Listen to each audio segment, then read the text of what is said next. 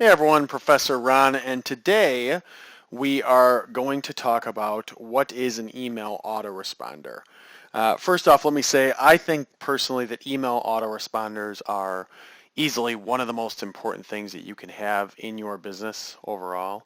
Having an email autoresponder is incredibly important because it's one of those things that does a job for you and it automates the entire process. And we'll go into a lot of things about email autoresponders here in this particular lesson. But first off, let's start with what is an email autoresponder.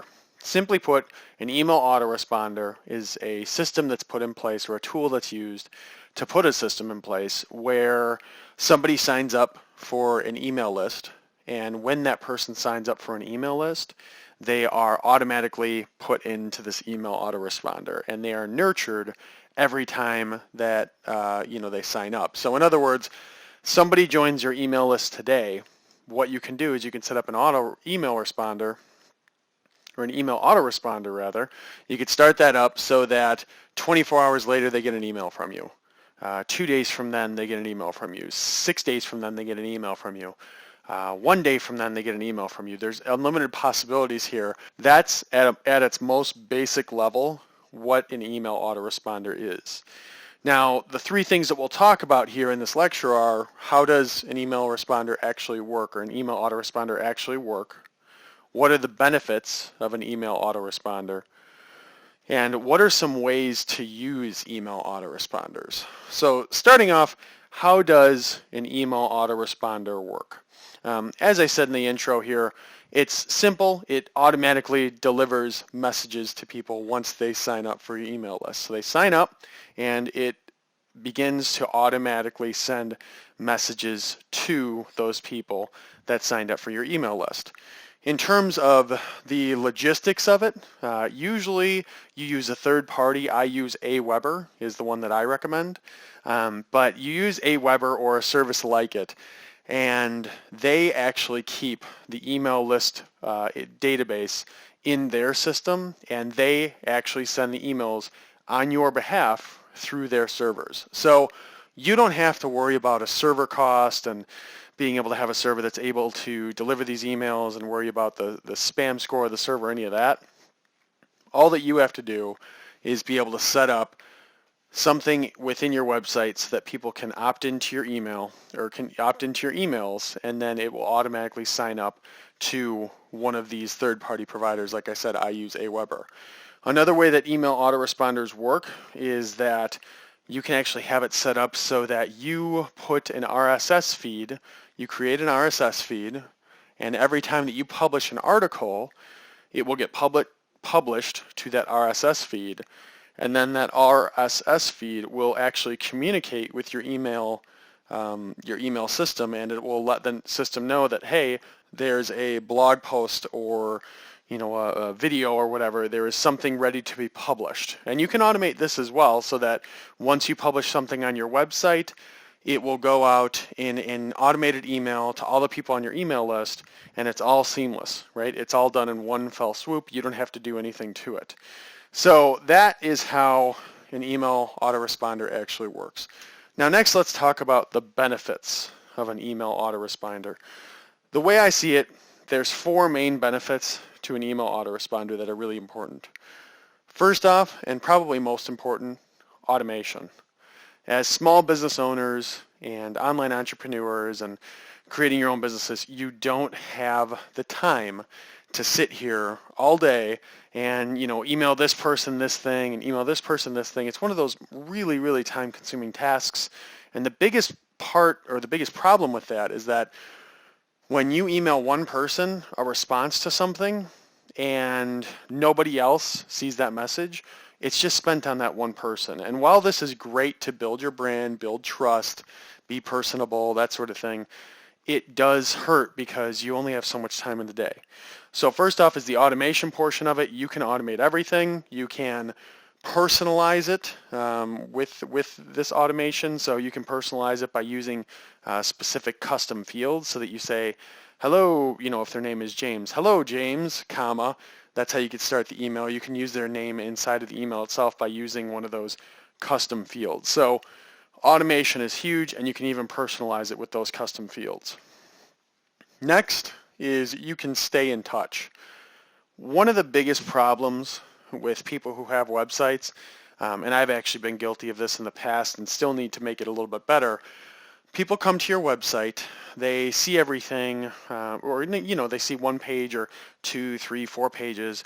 They look around on your website, they may or may not like it, and then they leave, right? And that's pretty much it. One of the biggest things with an email autoresponder that helps is that if somebody comes to your website and they're looking around and they see, hey, here's a really cool thing that is being offered if I sign up with my email, and then they sign up with their email, the email autoresponder is going to keep in touch with that person. And if you think about it, you can set this up for an entire year, right? So you could set it up for 3 months out, where every week or whatever they get an email from you, and that email is always going to hit them in their email inbox. And that's a big deal because it consistently reminds them of your brand. It reminds them of you. It lets you know, or it lets them know that you're still around. So staying in touch and staying top of mind, huge benefit of email autoresponders. Next is they're very easy to adjust. So an email autoresponder, it's a sequence of emails, 10, 20, 30 emails, whatever they may be. It's a sequence of emails, and when you send out these emails, you can actually make it so that, email number 6, you may say, you know what, number 6, I'm seeing that there's not many click-throughs on this email, or I'm seeing that there's not a very big open rate. So maybe you need to adjust the subject line of the email, or maybe you need to, within the email itself, you need to adjust the links inside the email. You can do those adjustments. It's not hard to do. You can basically, from a list of all the emails that you have set up in the email autoresponder, all that you need to do is select one and then just change the content within it. And then one of the last big benefits that I see with an email autoresponder is the potential for sales, right? Because when somebody goes into your email list, right, they join your email list, right away they're trusting you enough to give you their email. They're trusting you enough to sign up with their email to either get more information, get a particular product, whatever it may be.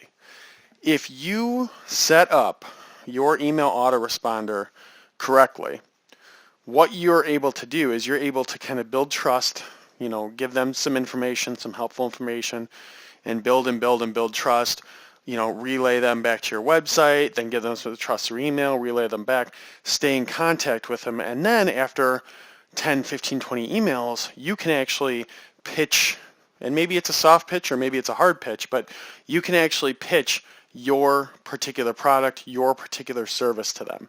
This is huge because, again, this entire time, you haven't been involved at all, except for creating the initial emails. You haven't been involved at all, and people may or may not, at the end of this email autoresponder sequence, they may or may not purchase, but if they do end up purchasing, that's a big win for you because, you sent them all this information, 10, 15 emails, and then at the end of it, you say, hey, here's a, whatever, $10 ebook. If you'd like to purchase it, here's a link.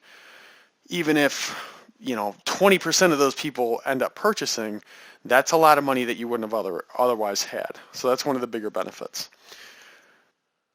And lastly, let's talk about the ways that you can use autoresponders. So I'm going to go into this saying that there are a lot of different ways that you can use email autoresponders. I'm just going to list a few that popped into my head when I was thinking about this. But there's a ton of ways that you can use email autoresponders. People get really creative with this, and we'll kind of talk about it here. So first off, there's obviously a lot of different ways that you can do these emails, but first off is promotional emails, right? So you could make it so that in a email autoresponder sequence, once a week you send a promotional email. Once someone signs up for the email, once a week you send them a promotion of some sort where it says, hey, purchase today and you get 20% off, 30% off. This is more of an e-commerce type deal, but it's one of those things that can be done. I would be very cautionary of that. I think that you can do that, but if you start to send those promotional emails, you may want to send other emails before that in order to kind of get it into your your audience's mind that, hey, I'm not here just to push my product on you. My emails aren't just for that. I'm here to give you value as well. So promotional emails are number one. Number two, request feedback or ask questions.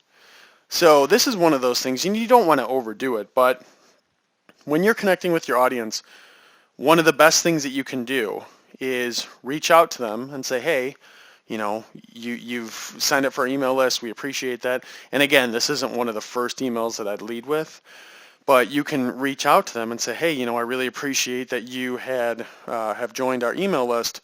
What is it that we can do better? Or you ask them questions specifically, like with me, helping people create online businesses and make money from them.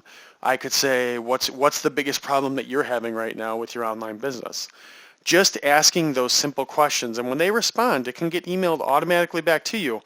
But again, the key to this is it's all automatic. So what's going to end up happening is if it's set up correctly and there's a good email autoresponder sequence, maybe the 6th, 7th email, whatever it may be, people get this email, they shoot back emails to you, and then you have a chance to kind of converse with your audience and let them know, hey, I totally understand that. I had that same problem too. Here's what I did to overcome it. Or you write a blog post or create a video about it, or a course if it's large enough. So there's a lot of potential there as well. Next, number 3, probably one of the bigger ways that people use email autoresponders. Somebody, they join your email list. Right when they join your email list, they confirm their email address, right? And they're sent the email autoresponder to confirm their email address. And after they complete it, then they are sent an email with a particular offer, product, or whatever it is that they signed up for. So in other words, you say, hey, join my email list today, and I will send you a free ebook, a 10-page ebook about the best ways to make an online business. As an example, obviously, they sign up, and then what happens is the email autoresponder, after they confirm their email, will automatically shoot that email over with the ebook or a link to the ebook for them. This is huge, again, because it automates the entire process. It gets you it gets them into the funnel. It gets your name in front of them. And once they've joined, then they're going to get that ebook. They may or may not read it, but again, you can remind them after they get the ebook, you send it to them today. 2 days later, you ask them, hey, what'd you think of the ebook? Have you had a chance to read it yet? And if there's no response, then you send them another email. If there is a response, then you push them into a different way. So there's different paths that you can take people down in email autoresponders with email autoresponders as well. Next, kind of going into this same mode of thought. Number 4 is welcoming people just overall. So just sending an email automatically right after they sign up for your email list. And this is pretty self-explanatory, but number 4 is just sending them a welcome email. Just saying, hey, thanks for joining. Being that you finally joined my email list, these are some of the things that you can expect. Here's some information that you can expect. Always let me know if there's more content that you need, et cetera, et cetera. So that's number 4. Number 5, and this is done usually with big businesses. I don't see it so much with small businesses, but it also depends on what information you ask for the people who join your email list. But if you ask them what their birthday is, for instance, you can say or send them an email on their birthday for a special occasion saying, hey, happy birthday. Glad you joined our email list and have been signed up, because presumably they'll be signed up for a little while at this point, but you could send them an automatic email and say, hey, thanks for joining. As a birthday gift, we're going to give you 25% off. Or what you can do as well is every holiday throughout the year. So Valentine's Day, you send them an email. Christmas, you send them an email, something like that.